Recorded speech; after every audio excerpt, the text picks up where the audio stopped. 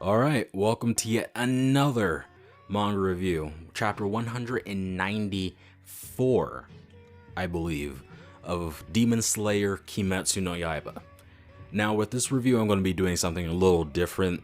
I'm going to be reading the chapter, reviewing it, then reading the next chapter, aka 195. It's out already, I haven't read it yet. I'm going to read that too, and then I'm going to review that. So this review is actually going to be two reviews put together into one video. Tell me if you guys like that, because my old format was reviewing all the chapters together. Now I'm doing them separately. So yeah, leave your feedback on this. I'd really like to hear it. Now, on to the actual review. I just looked at my voice recorder. That intro was almost a minute long. I am so sorry. Now let's just get into the review and talk about pretty much the first thing in this chapter, which is Tamayo's cat being alive still. Tamayo's sex slave, whatever his name was, demonified, whatever you want to call it. He turned the cat into a demon. And to the average human, that might seem like an insignificant moment, an insignificant scene. But to 3,000 IQ geniuses like me, it's so much more than that. I'm just joking around, by the way. This theory, this idea I'm about to say, came from someone on 4chan. 4chan is an anonymous website, so I can't really credit anyone. Whoever came up with this, thank you, you're awesome. Now, the idea is that that scene coupled in with the scene talking about how the pillars are still alive, just kinda almost dead.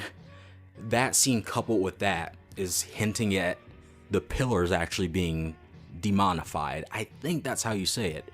The pillars actually being turned into demons. Now, who's going to do that? Whether it's Nezuko, who's on the way, like Sanic, or Tamayo's sex slave, I don't know. It's probably going to be Nezuko, because if they do that, then the pillars will also have sun immunity. They won't just burn up once the sun comes up. Though I do think it'd be kind of, beautifully tragic if once Muzan is defeated, all the pillars just start burning away or something like that. It'd be pretty cool. The wind pillar is all like, I'll finally get to see my brother again. And the rock pillar would be like, I guess I'll get to see those kids again. Are those kids he saved dead? I don't remember. No, I think he saved them, and they're... Whatever. It's gonna be cool and all. A lot of people theorize that Tanjiro is going to be the one who died. A lot of people theorize that Nezuko would be the one who died. But no. It's something else entirely. The pillars are going to die. Yeah, that'd be pretty cool. Now, I just want to say thank you, Wani, for making Muzan actually do something. It's just been like 7 chapters, I believe, of this fight, and he's just been standing there. I was scared that he was going to die standing there, but thankfully he's actually on the move now. He's actually trying to kill now, and I'm just so damn happy, because I don't want Muzan to be one of the worst demon fights. That'd be really, really weird and anticlimactic. The big boss being the most boring. Though, I think Upper Moon 5's fight, whatever, I think it was Upper Moon 5, the one with the jars and stuff, his fight was kinda... I'd say it's on par with the Muzan fight right now. Sorry about that sound in the background, but yeah. Thankfully, this fight's actually getting interesting. I hope Muzan pulls out some more stuff. We know he has blood demon arts. Frickin' use them already. And I guess, segueing from the Muzan talk, I think I'm really liking Snake Boy right now, the snake pillar. Wani has done the impossible and made me like him. I didn't think it was possible for me to like him this late into the series. He's been in the series since what, chapter 50 or whatever, when the pillars were first introduced, and he's barely had anything. I didn't think it was possible for me to like him this late into the series, but Wani has done it. Wani has done the impossible. Row, row, fight the power. Like, Wani just keeps surprising me. Surprise after surprise after surprise. I don't think I've ever had this many surprises while reading a manga before. I've seen some pretty crazy surprises, but never back to back to back to back surprises like this that actually make sense and feel good. Now, it looks like I might have been right about Tanjiro not being in his powered up state, or whatever you want to call it, because in this chapter we see Tanjiro struggling to enter the see-through world. Now, I saw people mention on various forums and websites that I visit how last chapter or chapter before that, I don't remember, we saw a panel where Tanjiro pictured Muzan's hearts and described how Muzan's body shifted around, which must have meant that Tanjiro was already in the see-through world. Now, I didn't really agree with that because it was possible that Tanjiro was just looking back at his memories of Yoriichi fighting Muzan, which I think this chapter kind of confirms. Maybe I'm wrong, maybe he was in the see-through world and then he ran out of energy and exited the state and now he's trying to get back into it. But I think I was right. I'm just saying. I'm not trying to gloat, I'm not trying to sound cool, I'm just saying I think I was right. But now, moving on. Now, maybe I'm just looking into this a little too much, but Muzan mentions that his body is trying to fight back against the cure, the poison, whatever you want to call it.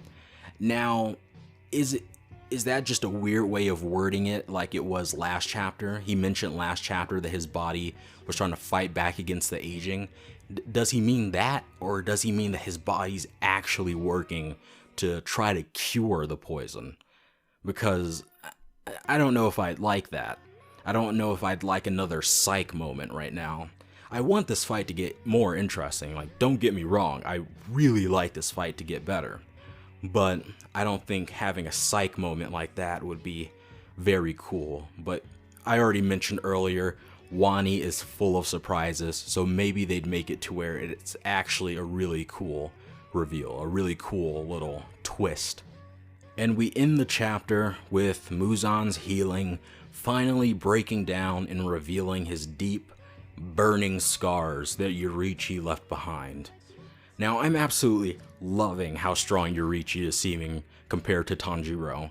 Wani seems to really want to push this idea that Tanjiro just isn't special. He's pretty freaking normal. And I'd say Wani is succeeding.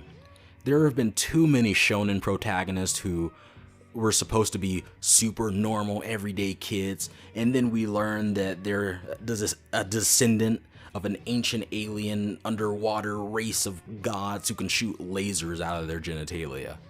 There's been too much of that. While with Tanjiro, he's fairly normal. The only special thing about him is that he has a high affinity for the dance / Breath of the Sun. And even that isn't a end-all be-all type thing. He's still in the range of the other characters in the series. He's not some OP monster god who's above every single person, who has more potential than every single person. He's pretty freaking normal. And I am loving it. All in all, that was a really sexy chapter. This fight is definitely going uphill right now. And like I said, I am so grateful for that. I'd say I give this chapter I don't know, are out of 10 ratings even, do people even care about that? At least when it comes to chapter reviews, do people really care about me saying, oh man, 8 out of 10 chapter? I mean, it is. It's a 8.5 out of 10 chapter. But do you guys really care? I don't think you do. But yeah, great chapter. I'm really looking forward to the next chapter, which is coming out already. I'm recording this after 195 has already come out, but I haven't read it yet. So hopefully that's good too. See ya next review. And welcome to the next review. Now let's just get into 195. I just read it 5 hours ago. Let's get into it and talk about Muzan, because he's very much the main character of this chapter. Now, I'm absolutely loving how his trauma is depicted right now. He's hating Yoriichi, praising Yoriichi, and fearing Yoriichi all at the same time. To him, Tanjiro is an absolute freaking joke. Like, he's not even paying attention to Tanjiro right now. He's thinking about Yoriichi. When he bolts and runs later on, which is the funniest thing ever, when he hears that it's 40 minutes left, he left because it was 40 minutes. He didn't care about Tanjiro. He didn't give a single frick about Tanjiro. I gotta cut down on the cuss words. He heard 40 minutes and he dipped. Didn't care at all about Tanjiro. Now, I feel like in this chapter, Muzan's a whole ass gag character. He's a whole ass comedy character because he bolts and runs, looks like an absolute idiot while doing it, but tactical retreat, right? The greatest tactical retreat in all of manga. So you gotta respect that. But then he runs all over the Demon Slayer members' bodies. Did he have to do that? No, but he did it. And then he got screwed over by it, literally the next page. And I like how right when he says, oh man, I really can't afford to get stabbed right now, he immediately gets stabbed. It's like a whole ass comedy chapter, right? And there's even more of that when he talks about running out of breath and whatnot, when only a couple of chapters ago he was talking about being amazing. He can't run out of breath. He can't run out of stamina. He's just so good. The Demon Slayers are just so trash. I mean, like, he can't run out. He's amazing. He's infinite. And then now he's wheezing and crying. Well, he's not literally crying yet about how he's running out of breath. It's just, he's a whole ass comedy character. Really, not even in just this chapter. I feel like in this whole arc, he's been a whole ass comedy character. He's been underestimating people and doing all this stupid stuff. It's just absolutely amazing. If there's one amazing thing about this fight, it's him being an absolute idiot. And of course, this chapter ends with Nezuko coming in. Looks like she's almost fully healed of her demonness, but I doubt that's going to stop her from healing Tanjiro or turning the pillars into demons like I mentioned last review, or doing both. I mean, she probably could do both. Imagine Demon Tanjiro. That would be absolutely disgusting. He actually turns turns the breath of the sun into real flames with his blood demon art. That'd be freaking epic, as the kids say. I'd absolutely love that. Him using real flames. Since Nezuko is immune to the sun or whatever, what if like his blood demon art would literally be flames from the sun? I'm hyping myself up right now. I'm not sure if that'll actually happen. It'd be damn cool if it actually happened. That'd save this entire fight completely if that actually happened. But whatever. This chapter, pretty good. It was pretty good.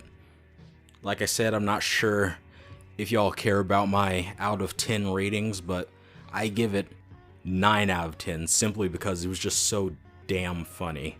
Alright, that was the review. If you liked it, like it. If you really liked it, subscribe. And if you really liked it, share it with someone else so that they can watch it. And if you like this format, leave some feedback in the comments. Say, I liked it. Or if you hated it, say, I hate you, I hate everything that you live for, I hope you die. That might be a little too much, but you know. Bye.